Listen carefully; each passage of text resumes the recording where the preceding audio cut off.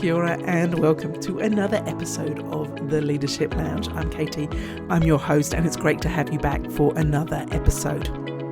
The Leadership Lounge is a space for healthcare leaders, wherever they're working, whatever your role is, to take that moment of pause, to give yourself that time to take a breath.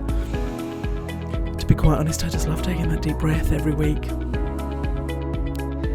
So you can get some fresh perspective, some ideas, some inspiration to keep you in the game of leading in healthcare.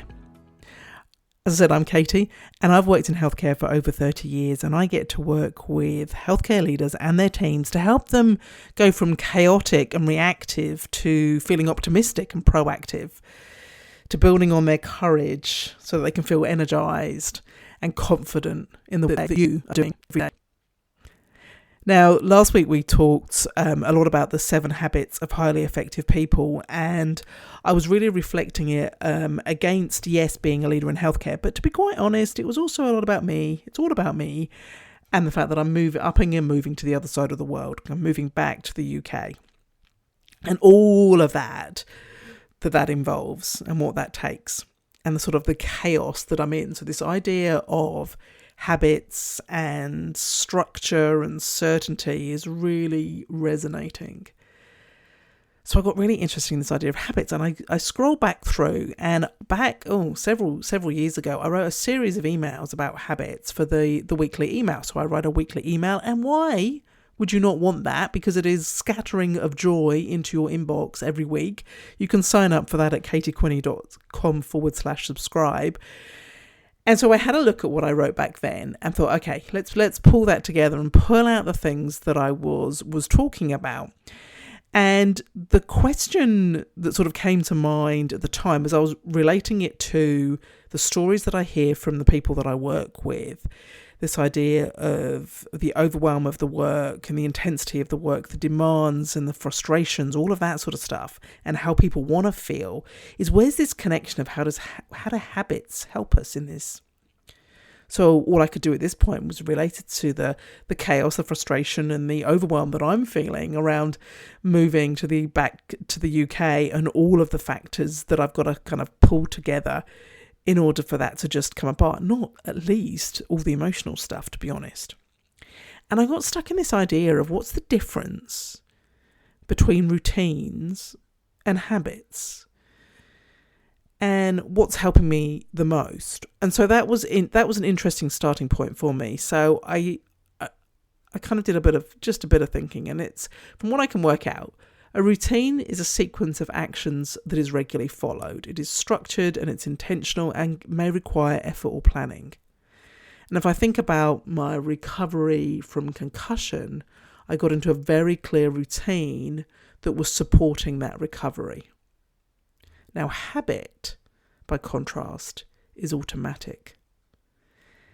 And it's what routine becomes when it's done consistently and over time, and without needing to think about it.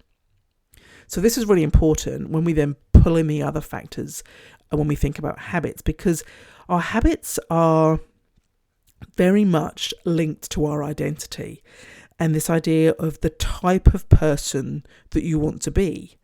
And so if I want to be really a great listening leader, then I have to have a habit of listening. If I want to be a really organised person, then I need to make sure that my habits support that identity of being organised. If I want to be a reader, if I want to be the type of person that reads a lot, then I need to get up every day and read. So our daily habits support our identity. But that can work for us, and it can also work against us. Now, one of the great bits of work that has been done on habits by a guy called Charles Duhigg, I hope I'm pronouncing. I doubt I'm pronouncing that name right, let's be honest. And the book he wrote, who James Clear, who is one of the people most often quoted when talking about habits, in his book Atomic Habits, he quotes Charles Duhigg, and that's where it's all stems from. So it's all kind of the same body of work, different ways of writing, and you find the book that is going to be the most relevant and useful for you. But in Charles Duhigg's book, he says that up to 45% of our day is shaped by habit. Now, where I got curious about this is, okay, if we take our routines if we've created a routine that is not necessarily helpful, not necessarily supportive of the type of person that we want to be, all of a sudden that becomes a habit, and then that's also who you become. So our habits, you need to be paying attention to what are the things that you are doing habitually. What are the things that are just automatic to you? Because they might be supporting who you want to be or who you're saying you want to be, but they might also be hindering that. Oh my God. So it's a funny thing that's now happening. I was like, what's going on? The cat has come in. There's always a cat story. If you're new to listening, there is a cat story every week, and I rarely cut them out. Now, I'm going to have to do something very sneaky, because what the cat has done, I put my keyboard on the chair. And the little kitten, actually I've got 2 cats in here at the moment, anything could happen, let's be honest. And I put I can't believe I'm not pausing, and I'm doing this while talking. While recording a podcast, always make sure you're doing something technical. So the cat came in and sat on the keyboard, and it was pinged up some things. Oh my goodness, there's all sorts of stuff pinged up on my computer. This is absolutely frigging hysterical. And I didn't stop the podcast, I just kept recording. I'm sure that's not what you're supposed to do. It's interesting. Is that my habit? Is that a routine? Is that just because I just haven't learned how to press pause or find it? Who knows? Anyway, I have saved the keyboard. All the things have pinged off my computer screen, and I can carry on reading my notes. Oh dear. These cats. Anyway, I love them dearly. Okay, so this idea of the habits that can work for you, can work against you, and paying attention to what those things might be. So really noticing what are the things that you're doing habitually, and the things that support who you're saying you want to be, and the things that are not supporting who you want to be. Now, the other person that does a lot of writing around, or has done some writing around habits, is Gretchen Rubin. Oh my goodness. And she talks about this idea of knowing your style, because there's a lot of different things. What are the type of person that you are in terms of the type of habits that you create? And what are the type of habits that are going to support you based on who you are and the type of person that you are? So she talks about 4 tendencies, and it helps you work out, if you have a look at her work, it helps you work out why some strategies work better for some people than other people. So I quite like just considering this, because if you read the James Clear Atomic Habits, they're like, okay, this is the only way to build habits. And if you find you're not really connecting with it, you're like, well, that's not really working. Gretchen Rubin might be worth looking at, because when you understand what are your tendencies, that can give you clues as to how to form the habits that you want to form. So there's her work as well. So the 3 people I would say for looking at when you're thinking about habits. So what does all this mean in practice, I suppose? I think this idea for me is that it's helping us free up mental space. So if you're thinking about the gazillion things that you're supposed to be doing every day, if you've got some habits that are positive and supporting the type of person that you want to be, it frees up that mental space. So you can start worrying about the problems or the bigger issues or the challenges that get thrown at you, or what are the cats actually going to do while I'm trying to record this podcast. You've also got this idea of how you track how you're doing. What is the system that you've got that's enabling this routine that you're creating to become a habit? Now, my best example of this is I'd injured my knee, and I was supposed to be doing cycling on an indoor bike every day. Supposed to be going for building up to 30 minutes a day. Now, I'm not the best cyclist in the world. I found it really boring, and it was really, really hard. So there was a couple of things that I did that supported me actually creating that, because I wanted to be the type of person that could bend my knee again, basically. And so there was quite a high level of motivation, but I still just really was struggling with doing it. So the first thing, and this comes up in a lot of things about habits, was making it easy. So for me, this was putting the bike somewhere really accessible. I didn't have to drag it out of anywhere. And while it was a big monstrosity of a thing, making it easy to access was really important. And the second thing was this idea of just do 1 minute. What's the smallest thing I can do that's going to support my knee and its recovery? And it's just like, just do 2 minutes. You can do a minute. And if you don't want to carry on after a minute, then stop. Now, you'll see this kind of approach written about in a lot of things about building habits and building routines and trying to tackle jobs and all that kind of stuff.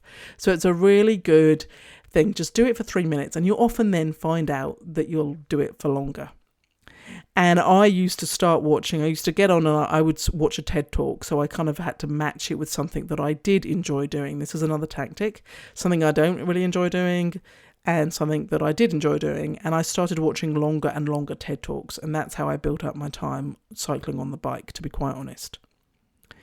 But the other thing that you can add into this, and I've done this for another example, which I think I've shared here before, is around creating something visible.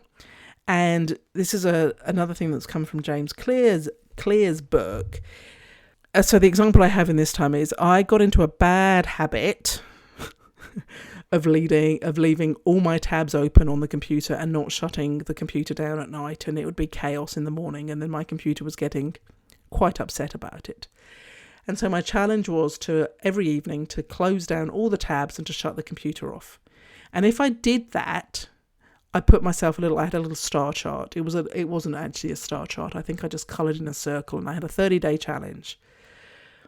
Now, there was something for me about the fact that it was visible was really important. The fact that I could tick this off. It was a bit, like when you've got a to-do list and you're going to write a to-do list and you already add the 3 things that you've done just so that you can tick some things off. It was a bit like that. I quite like ticking things off. So this 30-day challenge and all these circles, that was quite useful for me. But the thing that James Clear writes about is about not breaking the chain. So it was really important that you never go more than 1 day without doing the thing. So if you're talking about trying to build habits, this needs to be something daily. It needs to be at least a daily thing that you're trying to do, and that's how it becomes automatic. Trying to make something once a week, once a month, harder. I think a good example of this, we started a daily, we called them, I'm not going to go into, oh no, how am I going to explain that? We called them Moss meetings. There's a whole other story around that, but they were a daily huddle meeting, and they were sort of a new thing that we were doing, and the format and what was covered. And it was really quite powerful and transformative for the ward. When we try to move that into different layers of the organisation, whether it be at service level or different team level, the cadence wasn't as frequent. So it was either monthly or it was weekly. And it was really hard to get the same level of impact than the daily meeting. So you get real energy from doing something every day and building that momentum and understanding and all of that kind of stuff. I've brought in so many examples from this story, and it was really I just want to talk about habits quite simply. So we've got this idea of being visible, but also tracking it and not breaking the chain is what James Clear talks about. So not ever going more than 1 day. So if once you've gone 2 days, it's kind of like out the window kind of thing. So yes, if you're sick for 1 day, then that's fine. Don't get up and do 30 minutes on the bike. Do 1 minute on the bike. You still colour it in kind of thing. But there are other days when you're just stuck in bed and you can't get on the bike at all. I don't know why I've picked on the bike thing, because I really did not enjoy the bike thing at all. And my knees are not brilliant either now. I probably need the bike back. Let's be honest. Okay, where have we got to? I think we've got there. I think we've got all the points in between my very distracted cats, computers, all of that going off, and too many bike stories. What have we got? Let's do a bit of a summary. You can go, if you can just skip to the end, just start listening from here on in, really. So a high proportion of our day is shaped by our habits. And we really need to be conscious of whether they are supporting the type of person that we want to be or hindering that type of person or leader that we want to be. Because there's a big connection between our habits and our identity and how we see ourselves.